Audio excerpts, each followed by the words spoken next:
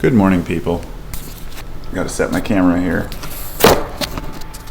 I usually do this with my video camera, but I left it at home and I thought, well, that's probably good. You know, I don't have to make a video all the time, but it's almost like an addiction. But I can embrace that addiction because I have many addictions, and that's part of what makes us human. In fact, I'm really tired of people pushing their opinion on what addiction is. You know, they opened up an internet. I guess it's a treatment center for people who are addicted to the internet. I saw this a few months back. It's like $40,000-$50,000 for like a week at this place. And they have no internet. They have no computers, no technology, and the whole idea is to wean you off of tech for 40 grand.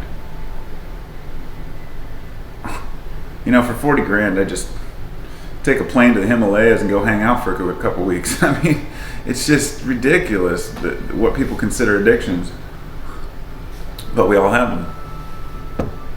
And when people have, say, an internet addiction, they may point the finger at people who have a pot addiction, or someone who has a shopping addiction, somebody who's not exactly what they are, or doesn't share the same addictions.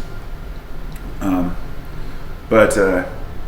know, my thought this morning was kind of on how people say, sometimes people will tell me that I inspired them through a particular video, or that, you know, I'll get a message saying, you know, that your last video was really helping me. It was the time I really needed to hear it, and that kind of stuff.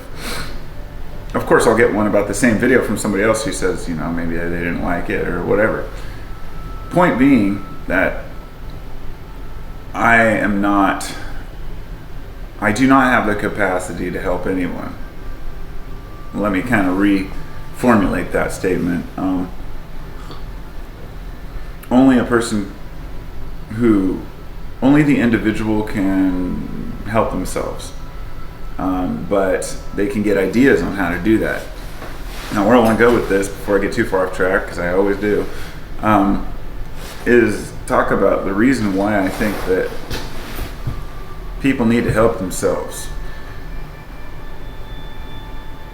Years back, when I first started on my journey to find truth, if you want to call it that, I kind of find it silly to like put it that way, because that's not really what my mission ever was. My goal in life was just to live, and during that time to learn as much as I could about the world around me, and whatever fell into place.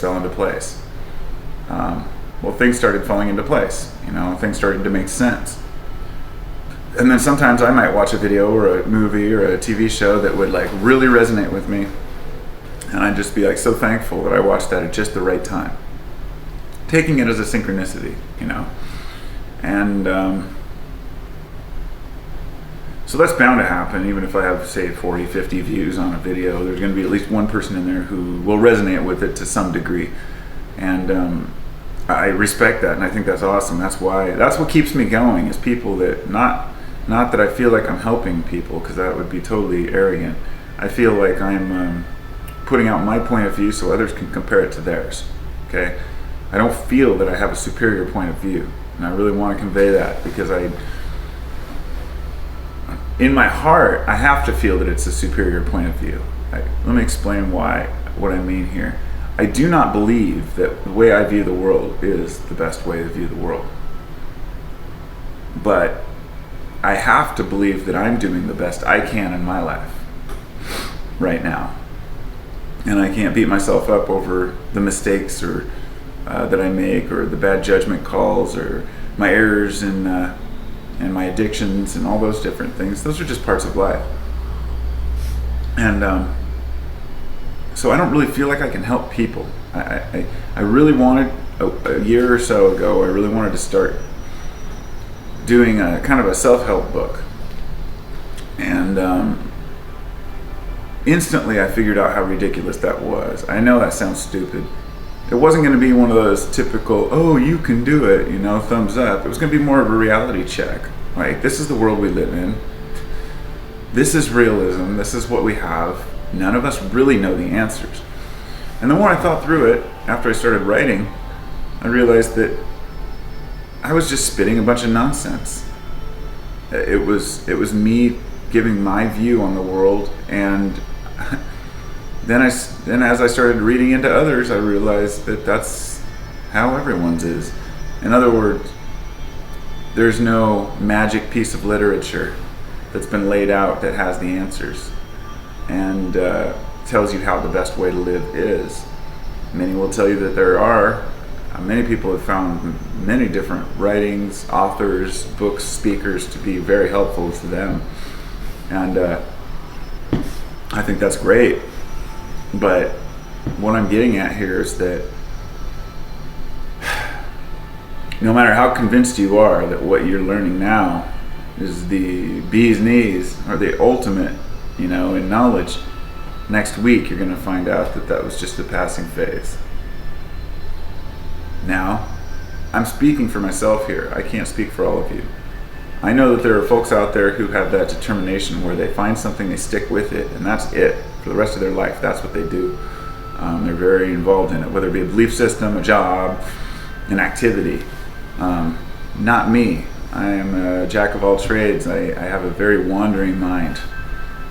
I can't stay focused very long on one idea because I need to entertain every other idea to make sure that my idea is right. I have yet to prove that any of my ideas are right, even to myself or to others, such as goodwill towards all man, or love thy neighbor even if he doesn't love you kind of stuff. And you find yourself thinking, well, that goes against the grain of instinct. I don't want to get beat up. I don't want to get my stuff stolen and just say, oh well, it must be fate. No, I'm a diehard when it comes to messing with my stuff. I am peace loving. I'm always sharing and kind, and I love to be nice to people. I like to be happy. I like to see people laugh. I like to have fun. But the minute you cross me, it's over. I don't. And I really tried to get away from that over the last few years, to try to embrace that, to say, let it go. Let people do what they're going to do. If people want to wrong you, let them wrong you. My instinct won't let me do that, and I'm not going to try to defeat my instinct. I call it my instinct, but really it's just intuition. It's what you feel that you should do in a situation. But there's two ways to look at this. Either you can say you're feeling the way you do because it's divine, or you could say you feel the way you do because you're a human and you've made a lot of judgments and calls in your life that led you to this point. In other words, two people confronted with the same situation are bound to have different ways to deal with that situation. And one guy's going to tell the other guy he's right. The other guy's going to say, no, you're wrong and I'm right, because people want to defend their points of view.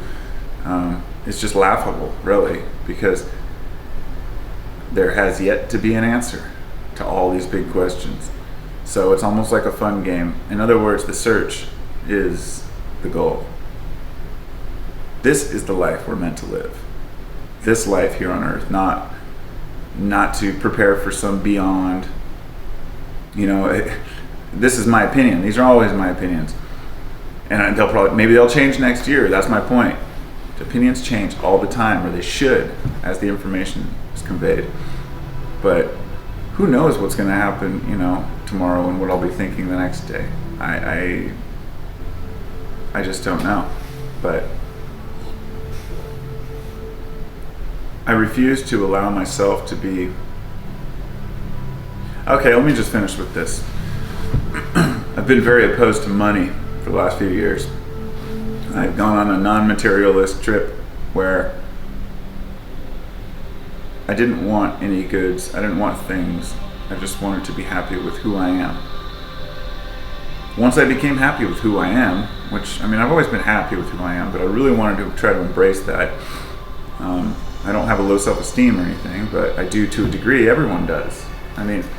People might see me up here exposing myself on video saying, oh, you're brave, you can make these videos, but it's not that easy. It's not easy to go out and expose all your heartfelt thoughts to the world. It's something I feel I need to do. And so, I don't know. I don't know where I was going with that. I had a point, but I lost it, and that's what happens. I don't lose points very often in my videos because I try to really keep them in the back of my mind. But anyway, materialism. I decided over the end, yes, I wanted to be happy with who I was.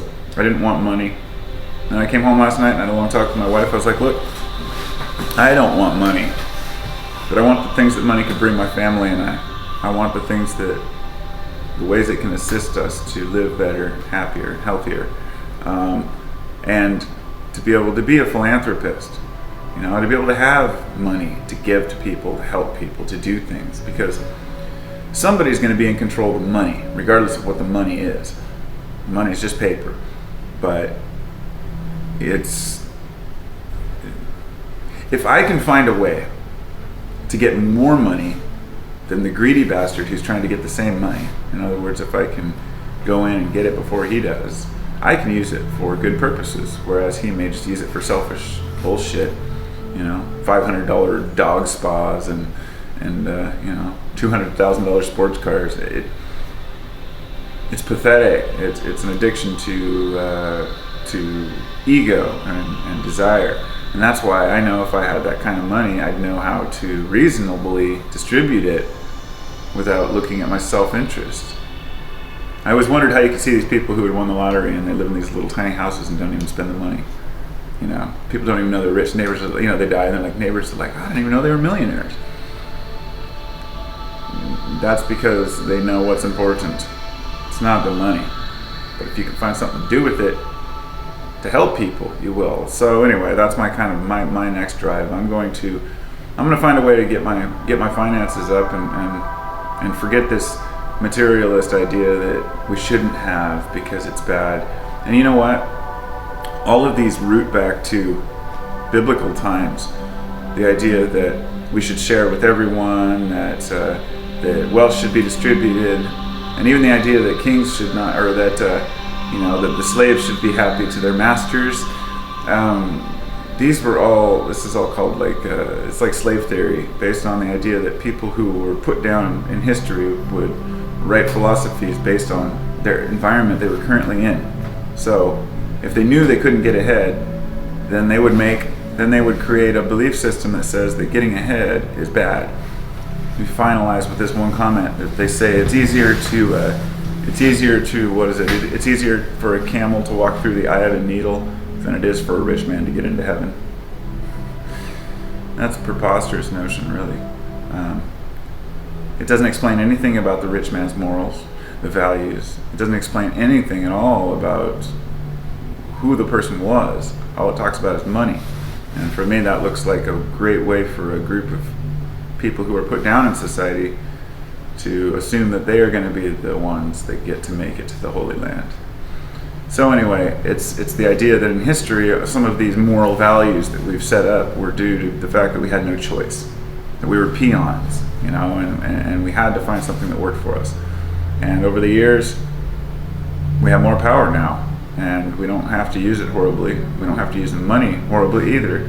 But if all of us out there who have an intent to make a difference worked towards using finances to make that difference, then maybe we could make a bigger change. I don't know. Words are only words, and unfortunately money talks louder. It's just the way it is.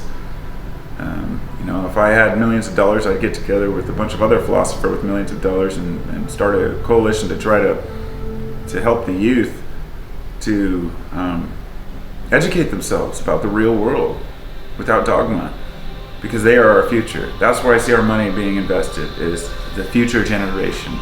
You can't put it into society and buildings and companies. You have to put it into the kids. I'm not even going to say the children are our future. Oh shit, I just did. All right, namaste everybody. I hope you have a great day. Namaste, namaste.